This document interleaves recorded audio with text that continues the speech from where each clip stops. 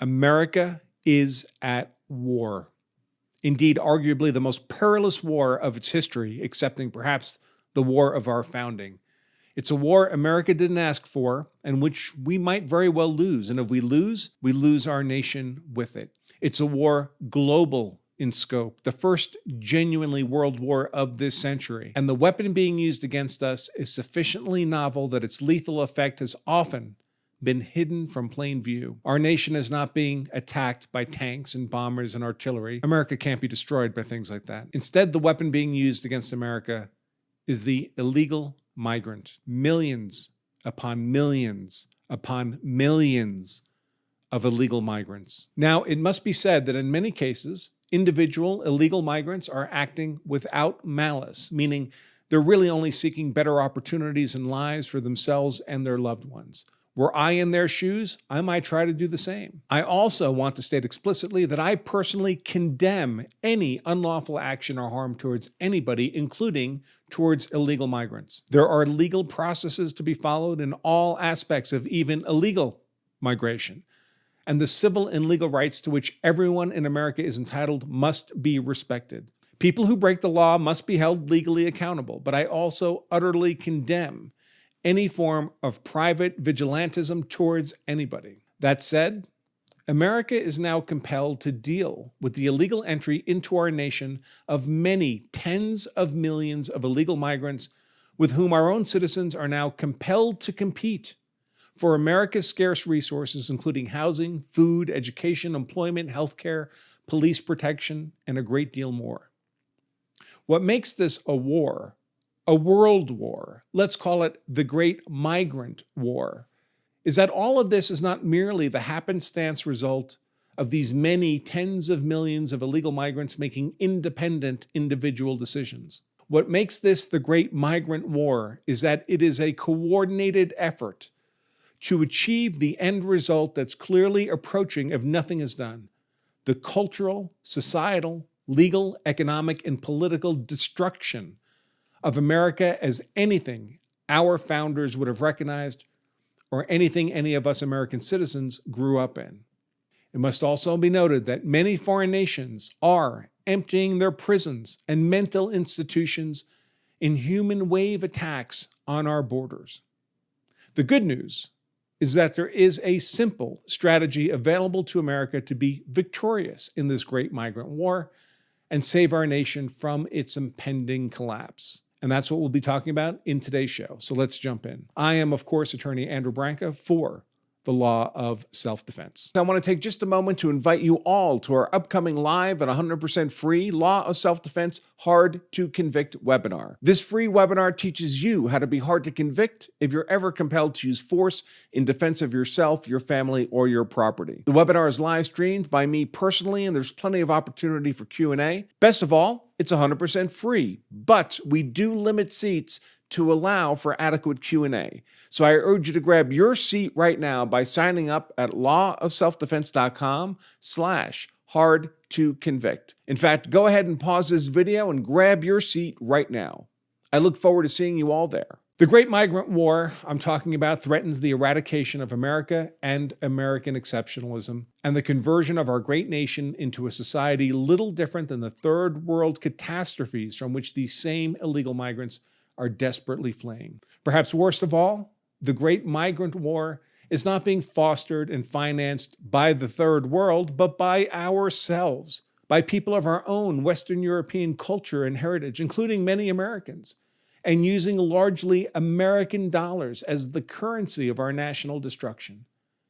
Yet none dare call it treason. Now, we've always known that we've had illegal migrants in the United States, and to the extent that their numbers were relatively few and their productivity high, and they were largely law-abiding, few people cared to make a big deal of it. We are a nation built first by settlers who conquered and tamed a wild frontier under enormously difficult conditions and founded the United States, and then by millions of legal immigrants invited to the United States and naturalized as citizens to fill our rapidly expanding nation and provide the manpower for our rapidly growing industries. In a great many cases, both the settlers and the naturalized citizens were seeking to leave their homes and come to the United States for a promise of greater liberty and a better life for themselves and their families. And to the extent we saw the same desires and aspirations in a modest number of illegal migrants, we largely shrugged. If they were working hard, obeying the law, contributing to American society, and their children genuinely integrating into American culture, the more the merrier. And in our kindness lay our vulnerability. And great and powerful forces that, unlike so many illegal migrants, actually view the United States with nothing but malice, saw that they could exploit our national kindness to our own national destruction. Because the United States is no longer dealing with a small number of illegal migrants who simply wish to work hard, obey the law, contribute to American society, and have their children integrate into American culture. Instead, we're dealing with very, very large numbers of illegal migrants who aggressively take advantage of modern America's social safety nets designed for our own poor, including free housing, free food, free education, free medical care, even free cash, and who too often don't obey our laws, and indeed sometimes were sent to America straight from their own nation's prisons, and who have little to contribute to American society, and who live in concentrated cultural ghettos such that their children never really integrate into American culture, but in effect create permanent foreign micro-communities all across America. Given the illegal nature of the migrants, we don't really have a good count on the total number. A common figure from before the Biden presidency was about 30 million illegal migrants within the United States. The 4 years of Biden certainly added at least another 20 million, bringing the total to 50 million. But were we to learn that the actual total was closer to 100 million, it certainly would not shock me. The United States is nominally a nation of about 340 million people.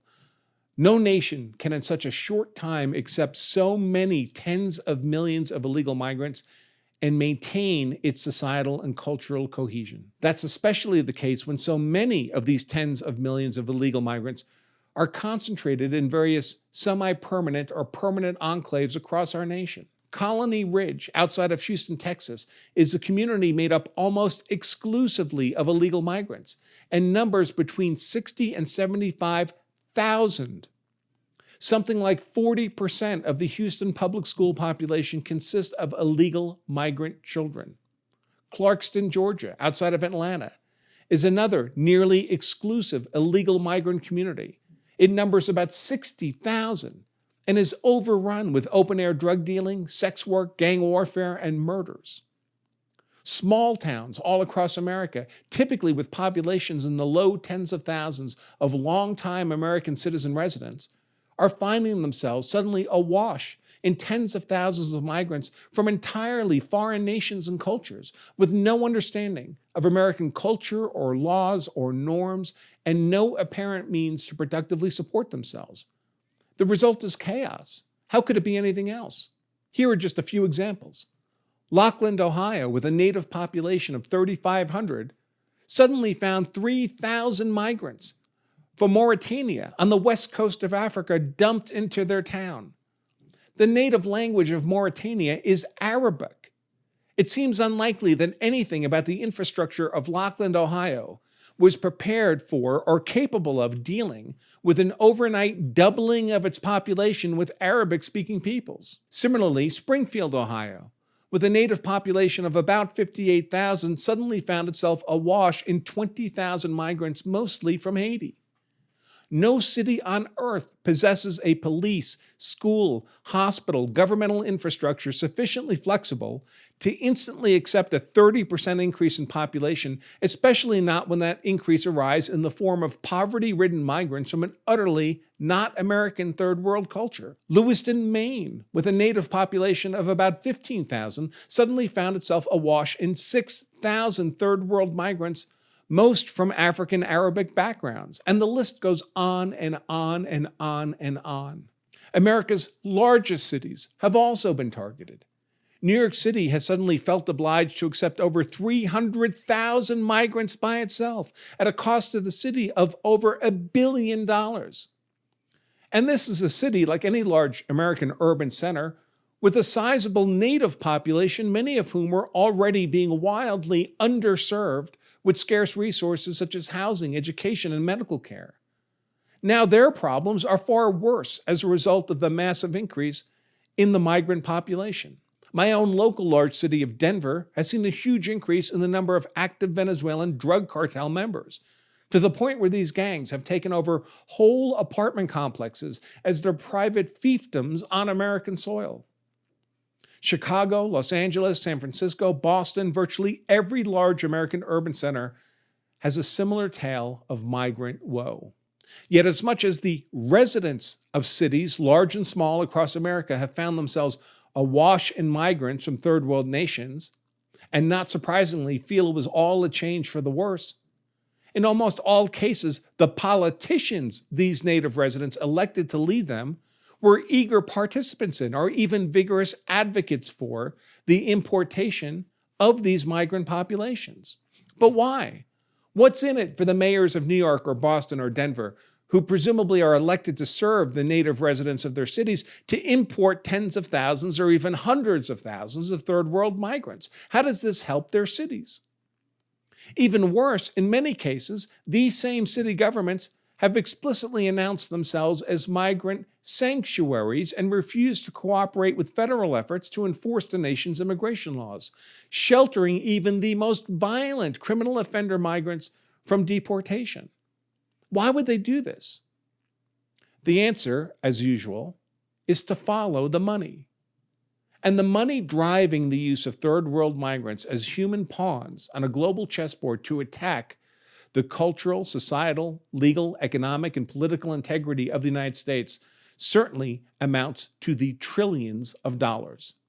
And no small fraction of that has been provided by the United States government itself, most recently under the Biden administration. Human beings naturally respond to incentives, and few incentives are as universal as money. Take Denver, for an example.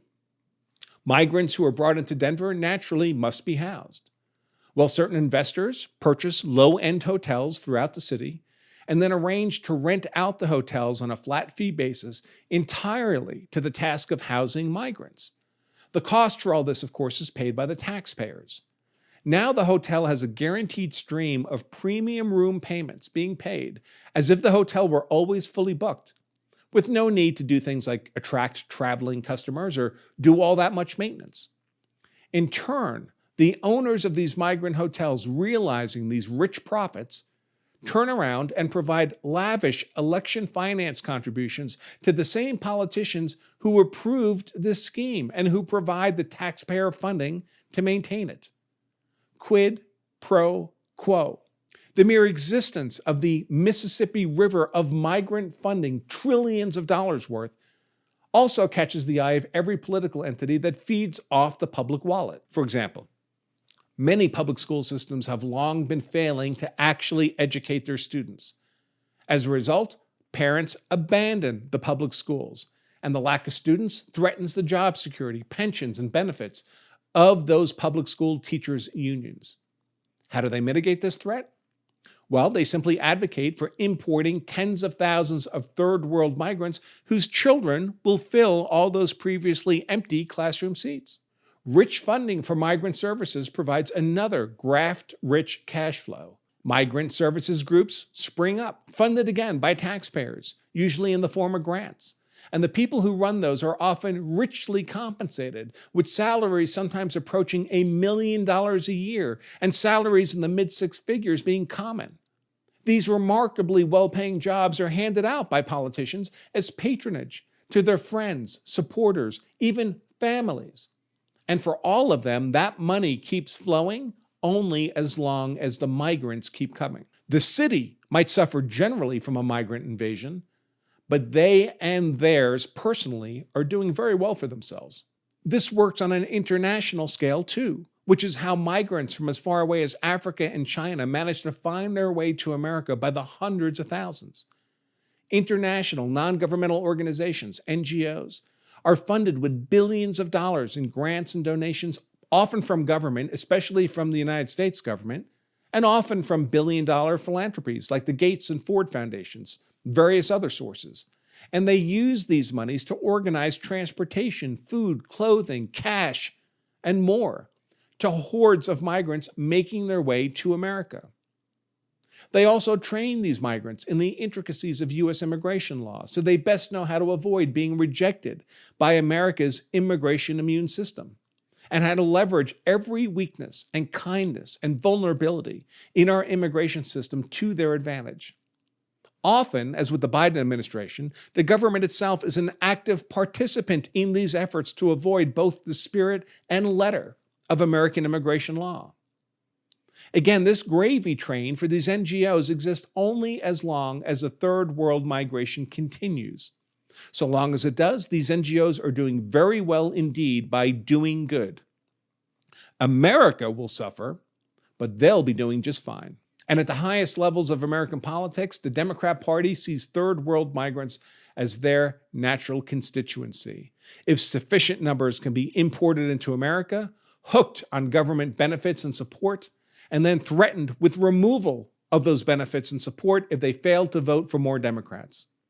In that way, the Democrats maintain power, and with power comes wealth, even as the nation collapses around their walled, corrupt citadels. Because just as small towns and large cities alike cannot support massive inflows of third world migrants forever, these migrants, often amounting to a large fraction or even a multiple of their native populations, without wreaking utter chaos in the very fabric of society, the same is true for the nation at large. America is exceptional in many respects, especially in the nature of its social contract that Americans embodied in our U.S. Constitution and the legal principles captured within that document. Equal treatment under the law, the presumption of innocence at trial, the right to an impartial jury, the right to counsel, due process of law, free speech, the right to keep and bear arms, the right to be free of unlawful search and seizure. These are not cultural aspects that any third world migrant would be familiar with, but they are vital to Americans living as Americans within America. When a sizable fraction of the population has not only not signed onto that social contract, but comes from and brings with it a culture that in many ways is inimical to the American social contract, we no longer have a cohesive nature. We merely have a balkanized continent with warring factions. It would be difficult, for example, to reconcile large parts of American constitutional law with, say, Sharia law, and the harm goes beyond the core cultural aspects, although arguably those are the most important. Whether there are 50 million or more like 100 million illegal migrants in the United States, they are all consuming scarce resources, including housing, food, education, employment, healthcare, police protection, and more. Do housing costs seem high, both to purchase a home or even just to rent an apartment? Well, housing costs drop substantially if 50 or 100 million illegal migrants are returned home, freeing up huge swaths of housing stock. Do food prices seem high? Are schools overcrowded and poorly performing? Are well-paying jobs increasingly hard to come by? Are healthcare costs debilitating, even terrifying, and access to medical care increasingly limited? Are law enforcement resources stretched to the breaking point, and quality officers increasingly difficult to recruit and maintain? A lot of these problems are substantially reduced if America sends home the 50 to 100 million illegal migrants with whom Americans are currently competing for these scarce resources. So that's where we currently find ourselves as a nation in the great migrant war. It's not great, but there's good news too. The good news is that the great migrant war, once recognized, can readily be won. It merely takes the political will to do so. Victory requires a simple three-step process. Note that I said simple, not easy. No war is easy to win. There are always powerful forces opposed to your victory. And that's as true in the Great Migrant War as it was in any war America has ever fought.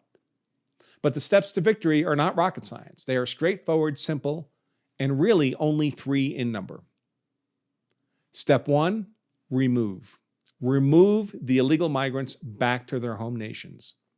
Step 2, reprimand. Reprimand the people and organizations orchestrating this coordinated migrant invasion of the United States and conspiring to violate our immigration laws. And step 3, restore. Restore the integrity of United States citizenship. So step 1, removing illegal migrants back to their home nations, is thankfully already underway. Illegal migrants can be identified, gathered up, and returned home. Indeed, to the same extent they were dropped in concentrated clusters across America, they're not, in fact, all that hard to locate. The truth is, we know where they live, we know where they work, we know where they shop, we know where they go to school. They are, after all, human beings with the life practices, home, work, shop, school of any other human beings. And their very failure to have integrated into American society means they have self-concentrated in relatively easy-to-identify areas. And once they are identified and gathered up, confirmed to be illegally present in the nation, it's not difficult to put them on a flight and send them home. Sure, their home nations may not want them back, certainly not the criminals, but also maybe not even the law-abiding expatriates who have been sending back to their home nations vast sums of revenues in the form of remunerations. But as America has demonstrated, in just the last few days alone, we carry more than a large enough stick to convince these third world nations to take back their nationals who are illegally in the United States, so long as we have the political will to use that stick. Right now, that political will is embodied in the aggressive efforts of President Donald Trump and border czar Tom Homan, who's overseeing the efforts of Immigration and Customs Enforcement, ICE, to lawfully expel illegal migrants. Their efforts are appropriately targeted at the most criminal of these illegal migrants, but anyone found in the U.S. illegally is, of course, here illegally and is being sent home. Incidentally, it would be a reasonable expectation that once the perceived risk of forcible removal becomes widespread, a great many illegal migrants will choose to self-deport instead. And that's especially true if the resources currently being provided to illegal migrants are cut off. Which brings us to step 2, reprimand. The reprimanding of the people and organizations orchestrating this coordinated migrant invasion of the United States and conspiring to violate our immigration laws. They have yet to be aggressively pursued, but it is essential to stopping the pipeline of new waves of illegal migrants that will otherwise be sent to invade our national borders. At the organizational level, NGOs engaged in the coordinated migrant invasion ought to be treated as the hostile entities they are, threatening our national security, and have their assets seized, their ability to engage in financial transactions terminated, their access to public funds and grants ended, and their executives, officers, and personnel held legally accountable, including both civilly and criminally accountable. At the individual level, including the political leadership of sanctuary cities within the United States and law enforcement obstructing federal immigration activities, and anyone harboring or assisting illegals to stay unlawfully in the U.S., as well as against the illegal migrants themselves, the United States already has various criminal sanctions that can be, but have not yet been, aggressively brought to bear. Simple illegal entry into the U.S., for example, is by itself a federal felony punishable by 2 years in prison under Federal Code 8 U.S.C. 1325. Any illegal migrant who never received a visa or other legal permission to enter is already guilty of a felony offense and facing prison time simply by being unlawfully present within the United States. Obstructing an ICE investigation into illegal migrant activity is a federal felony, punishable by 5 years in prison under Federal Code 18 U.S.C. 1510. This would certainly apply to any sanctuary activities that knowingly impede the efforts of ICE to identify and apprehend illegal migrants. And anyone actually conspiring to facilitate the unlawful entry of a migrant or to conceal or harbor an illegal migrant within the U.S. And again, this would apply broadly to the NGOs already discussed, as well as any sanctuary jurisdictions. These entities and individuals are in violation of Federal Code 8 U.S.C. 1324 and guilty of a federal felony punishable by 5, 10, or 20 years in prison, or even by execution if the illegal migrant they harbored kills an American citizen. And more than a few illegal migrants have killed American citizens. People engaged in bad behavior for which there are no negative consequences invariably continue the bad behavior. Begin holding those people civilly and criminally accountable, prosecute and convict them and sentence them to prison, and you will see them rapidly disincentivized to continue their criminal migrant supporting activities. Indeed, I would expect that even a relatively small number of prison sentences will yield a large reduction in these criminal migrant supporting activities. And that brings us to step 3, restoring the integrity of United States citizenship. This is an essential step that has not yet been aggressively pursued. Debasement of our nation's citizenship is as harmful to our body politic as debasement of our currency is to our economy. We distinguish between citizen and non-citizen for good reason. Citizens vote and therefore have a voice in constructing our nation's social contract.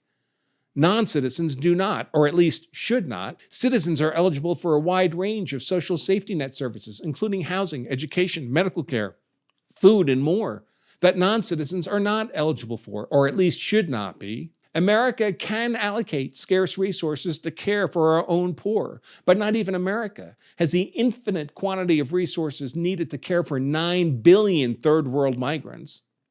Nor do we have the moral obligation to do so, nor could any society survive if it made any such attempt.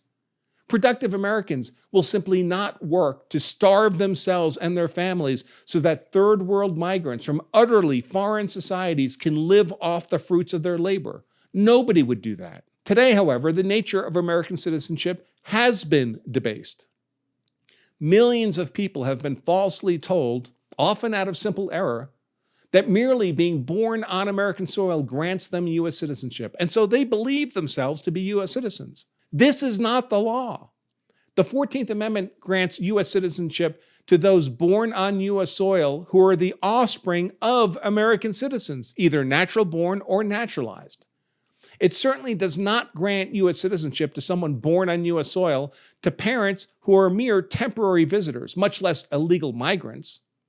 Those offspring presumptively inherit the citizenship of their foreign citizen parents. This is almost certainly also true under the 14th Amendment for even the offspring of permanent resident non-citizens. Citizenship does not attach simply because they were born on American soil. They, too, presumptively inherit the citizenship of their foreign citizen parents. The one Supreme Court case that claims the offspring of permanent non-citizen residents gain birthright citizenship is in direct conflict with the 14th Amendment and is almost certainly bad law. Supreme Court decisions do not trump the plain meaning of the U.S. Constitution. Further, many other illegal migrants know full well they have no claim to U.S. citizenship, but they are nevertheless given the indicia of citizenship.